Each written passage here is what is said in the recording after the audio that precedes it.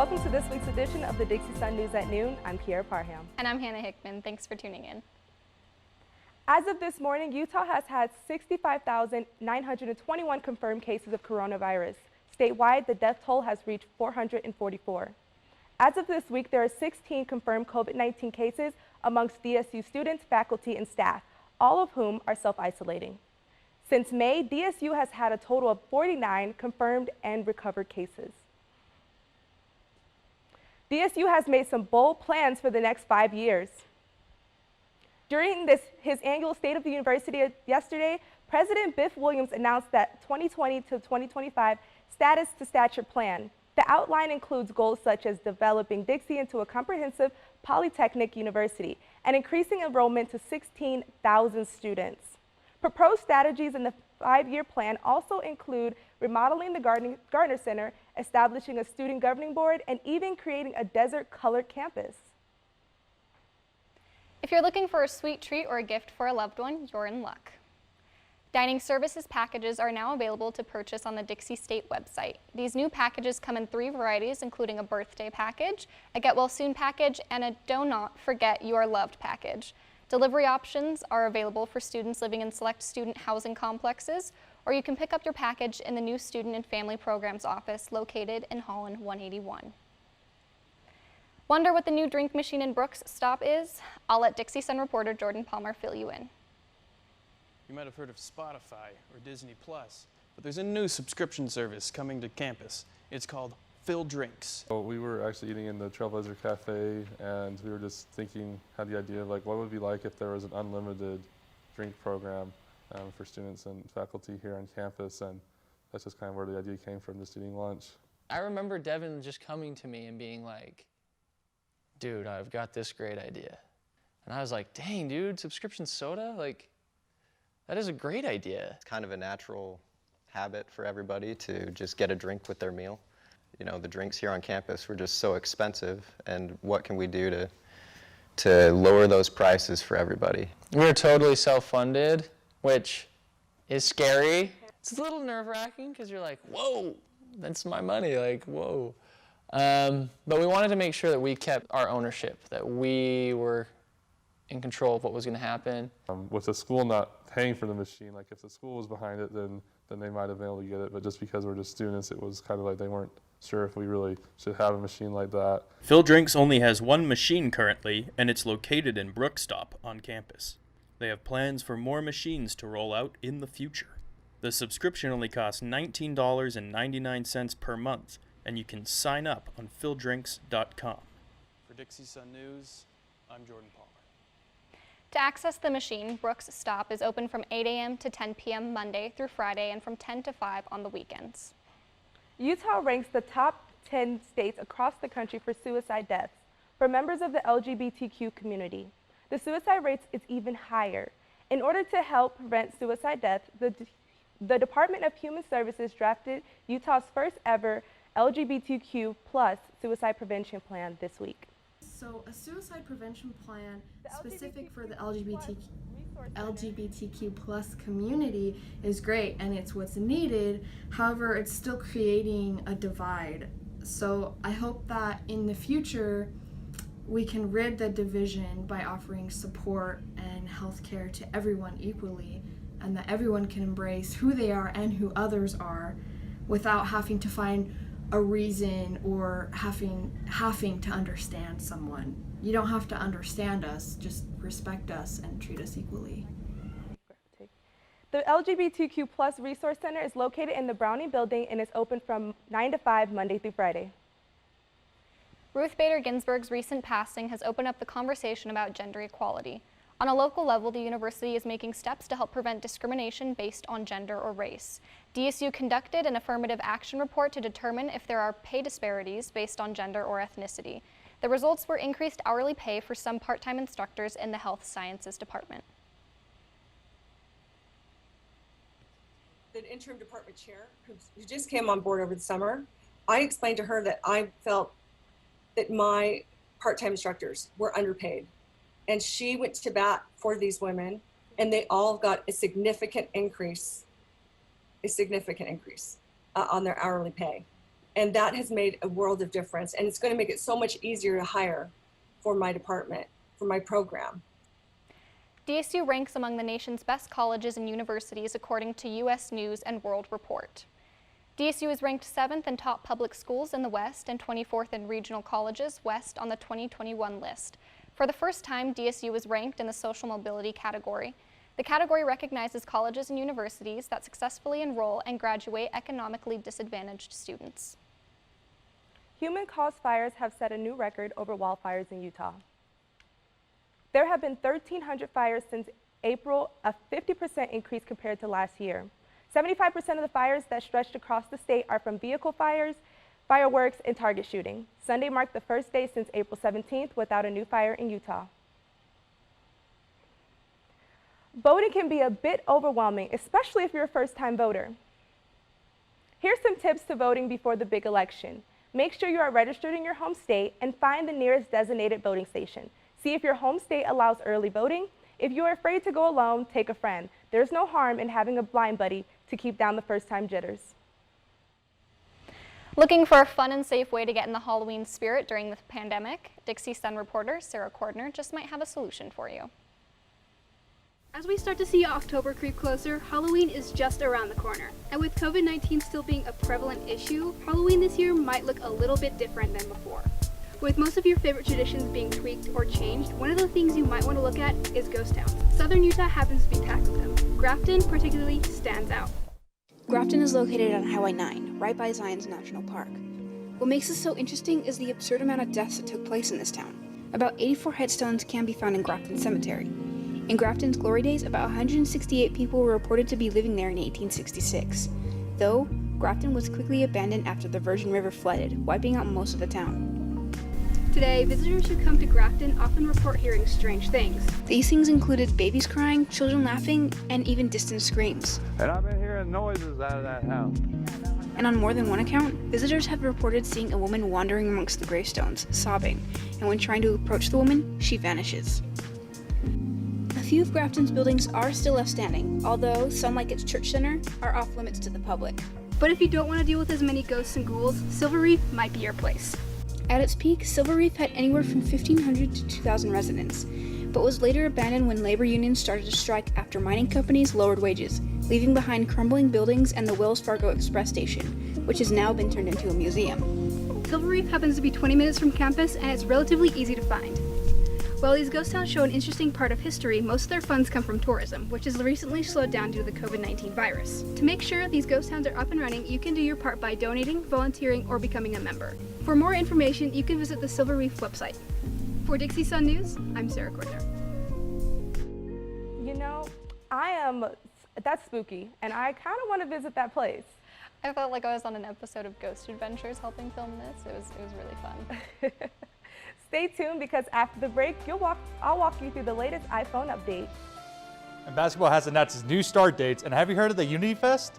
I'll have everything you need to know after the break.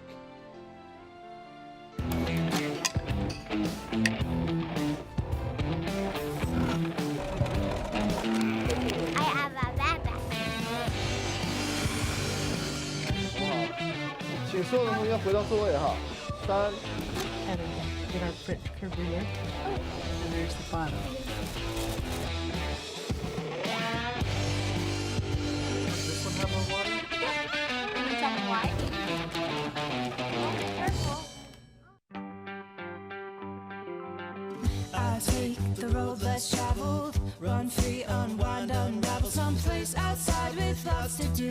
Green trees, red rocks, and don't forget that blue sky. The sunshine shining, sunshine pouring on me. Think I might just stay a while. Say hooray all day because the sun is gonna shine on me. Sun is gonna shine on me. Sun's gonna shine on me. 1, 2, 3, 4. 0.52 kilograms. This graph is square. Pretty close. Artemisia is all the sagebrushes, but there's your needle and thread. Which one is this?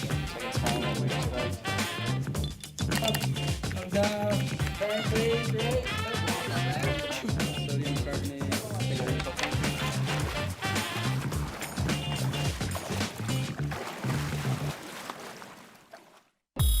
Radio Dixie 91.3. We don't play that. Nope, not that. The big fat no there. That's what we play. And stuff like that. On St. George's only alternative, Radio Dixie 91.3. Oh, and from 9 till midnight, we play this. I need a one dance. And this. Radio Dixie 91.3 FM. Welcome back, guys. I'm going to show you guys how I got my home screen to be customized just like this. It's actually pretty time consuming, but I'm going to try to show you as quick as possible the easiest way. So the first thing is I went ahead and added all the apps that I wanted on this screen so far so that I didn't take too much time searching for apps that are obviously black. But if you do want to take that time, you're going to go through your apps section and you're going to look at all of your apps that might fit that color coordination. So I'm going to go ahead and I am going to show you guys how to do a widget. And so you want to these are widgets right here, and these are specifically on a specific app that I have downloaded. It's called the Widgetsmith app. So we're going to go to the App Store, and we are going to type in Widgetsmith. I've already done that for you guys, and we're just going to go ahead and open it and get started to get into those widgets. Once you open that app, as you can see, I have a bunch of different apps that I've already, widgets that I've already created, but I'm going to show you guys how to create a small widget for your home screen. You're going to click on Small Widgets, and once you click on that, it's going to pop up to a default widget, which is small number 13. That default we're not going to use. I want to use something different to make my screen creative. So I'm going to click on that, and I'm going to scroll to see all of the options, and at the moment, I'm really feeling the upcoming events one. And as you can see, there's a lot of options for this. Calendars, we're not going to touch any of that because it's not important right now. And I'm going to change this from rounded to New York because that's how all of my other widgets are, and it's super, super clean. It makes my home screen look complete. I'm going to keep it to the, not the white, let's go with the gray. I like the gray. And then the background color is obviously going to stay black. And that's going to be added. So we're going to click that, save 13 back, and we're going to change the name to Calendar, just so that it's easy to find later on once I get into adding that widget to my actual home screen. Go ahead and click Save, and then you can go ahead and exit out of the Widgetsmith app, go to your home screen. Now you're going to hold your home screen to be able to edit and customize. So hold it, and the widgets, the app should start jiggling, right? You're going to click and add a widget. You're going to search Widgetsmith, and then there's my small widgets area. Add that widget on there. Now, unfortunately, it does not populate with your most recent widget that you've created, but we're going to go ahead and click on that Widgetsmith, and we're going to change that option right there. So we're going to click it and click on this button right here, and Calendar should be down here. Once that's up, you'll see that my calendar has been updated. Now I'm going to go ahead and add another widget just to show you guys the options that we have. So type in Widgetsmith one more time, and we're going to go ahead and add a medium. I'm feeling really medium right now. So let's go ahead and do medium. And there's my crescent widget that was already on the app. You don't even have to download that one. So we're going to show you guys how I ended up doing different pictures. So there's shortcuts that you can do to get different pictures, like my Twitter, my Facebook. Those aren't standard. Those aren't things that have come on the apps. I changed the pictures, I downloaded them, and I'm going to show you exactly how. You're going to exit out of this edit mode, and you're going to scroll over back and search for your shortcuts in your app library. And when you search for it, make sure you spell it right. I'm going to go ahead and I'm going to show you guys there's Facebook, there's Snapchat, there's Twitter. This is what Facebook looks like when you open it up, but I'm going to show you guys how to make that Facebook shortcut. So you're going to go ahead to plus sign, and you're going to click New Add Action, and we're going to hit Scripting, because scripting is where you can actually have it open directly from that shortcut. And once you do that, you search Facebook, type in whatever app you want. You don't have to have Facebook. And you're going to click Next. Once you click Next, you are going to add the name, Facebook. But I think Facebook is occupied, so let's go ahead and change that to just for FB, just for purposes of this tutorial. So once you put that, you're going to press Save, and you're going to hold it, click on the 3 dots on the top, and you should be able to click on those three dots as well, and then click Add to Home Screen. Once you click Add to Home Screen, you'll be able to hit this right here, and it'll allow you to add a photo. And that's the most important part to customizing. You don't have to have photos like me, but I like thing 1 and thing 2, so I'm gonna put that as my Facebook picture. And you're done. It's on your home screen. You're gonna exit out of this, exit out of the shortcuts, get all out of that, and boom, thing 1 and thing 2 is on my home screen.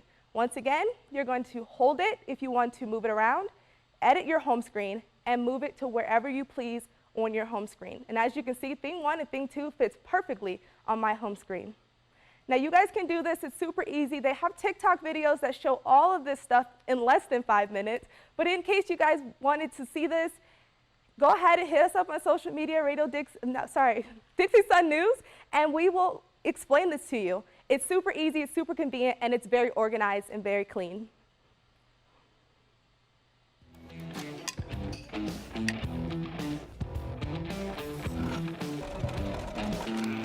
I have a backpack. 请所有的同学回到座位哈。3、 Heather, get our print curve reader. And there's the bottom.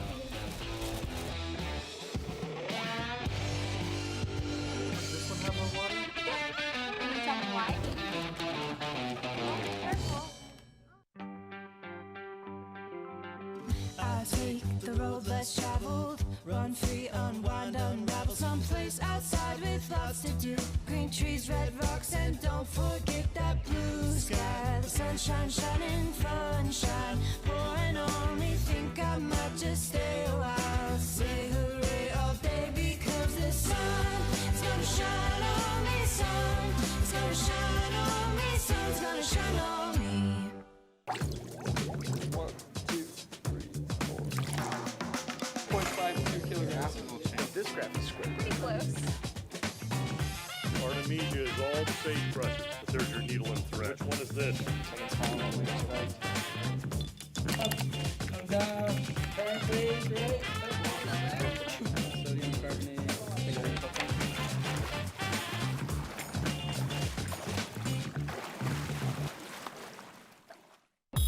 Radio Dixie 91.3. We don't play that. Nope, not that. A big fat no there. That's what we play. And stuff like that. On St. George's only alternative, Radio Dixie 91.3. Oh, and from 9 till midnight, we play this.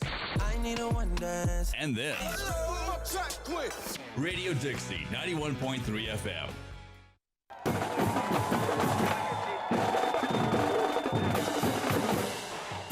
Mark your calendars, DC basketball fans, because we'll be seeing some Trailblazer athletics action in 2 months.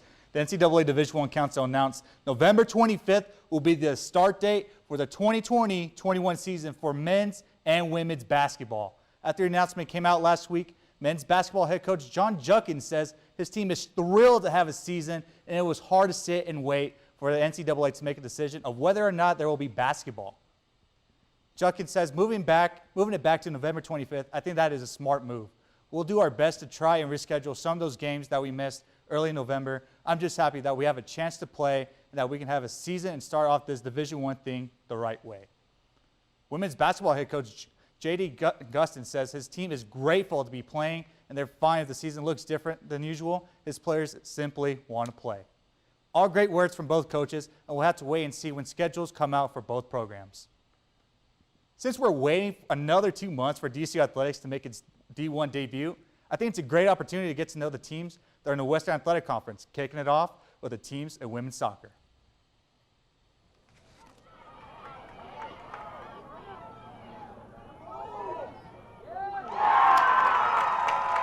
After a phenomenal 2019 campaign, the DSU women's soccer team will be challenged with that next step up in the Division I competition with the teams in the Western Athletic Conference. Introducing first, we have Chicago State University. Even though the Cougars went winless last season, their goalkeeper was always on high alert and led the WAC with the most saves. Now coming to the stage, we have the Aggies of New Mexico State University. Another team that will give you a run for your money, and the Aggies forced 5 overtimes. winning 2 out of the 5 games and 2 matches needing double overtime. Up next, we have Grand Canyon University. The Lopes are a team that will keep their games within a 1-goal possession and stay in the fight until the end. Sliding on in, we have the University of Texas Rio Grande Valley. The Vaqueros were a good defensive team last year with only allowing 24 goals and shutting out 9 teams. Destined to be in-state rivals, we have Utah Valley University. The Wolverines were dangerous offensively, leading the WAC with 40 goals, having the most goals per game, and the most assists. A big target to beat for the Trailblazers, as DSU has 20 athletes on the team that are from the state of Utah, and they want nothing better than to beat the Wolverines. I know a lot of our girls have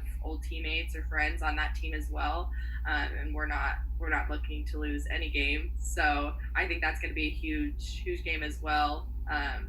Just with us being in the same state and so close to each other, for sure. A familiar face back then in the Division II era, we have California Baptist University. The Lancers are a well-rounded team offensively and defensively, allowing the least amount of goals and scoring the second most goals per game in the WAC. Finally, we introduce the reigning conference champions, Seattle University. The Redhawks created numerous opportunities on offense to be successful, having 38 goals total and nearly averaging 2 goals a game. Seattle U is definitely the team to take down. Seattle has notoriously done very, very well leading the vision of that program, and so that's going to be one of the ones that's, one high on our list to be able to show that we can compete with them. Overall, the women's soccer programs in the WAC will be a tough task to take on, and none of these teams shouldn't be underestimated. We won't shy away and take any game for granted. I mean, especially since we're transitioning from the Division II to Division I level. I think that there are a lot of really unique and fun challenges that are going to come along with that. But definitely not a single team within our conference that I feel like we can underestimate. Now you know what to expect for the women's soccer teams in the WAC. DSU Athletics is hosting its first ever We Are One Unity Fest. Student athletes are putting the event together to educate about voting and promote unity. DSU Associate Athletics Director for Academic Services and Student Athlete Welfare, Mike Olson, says the reason why the We Are One Unity Fest was adopted is not only to commemorate Trailblazers athletics transition to D1, but to also make a statement that regardless of our individual backgrounds, culture, opinion, race, ethnicity, or political views, we pledge to unite together, support each other, and to stand as one. The event will take place tomorrow night starting at 5 p.m. and it's free and open to all DSU students, faculty, staff, and the public to attend. Just to name off some of the events that are going to be happening, as we got a march going on Greater Zion Stadium, then we got a chalk wall going on as well later during the event. So that's going to be some cool stuff to be a part of. I think it's going to be a really unique event to watch. We haven't had anything like it before, and it's just a great unity of all these student athletes coming together. I can't wait to participate, and I'm so happy that they're promoting voting and equality of all. Yes, that's really good, great to hear from the student athletes. And that's it for this week's edition of the Dixie Sun News at noon. We will see you here next week, same time, same place. Have a great week, Trailblazers.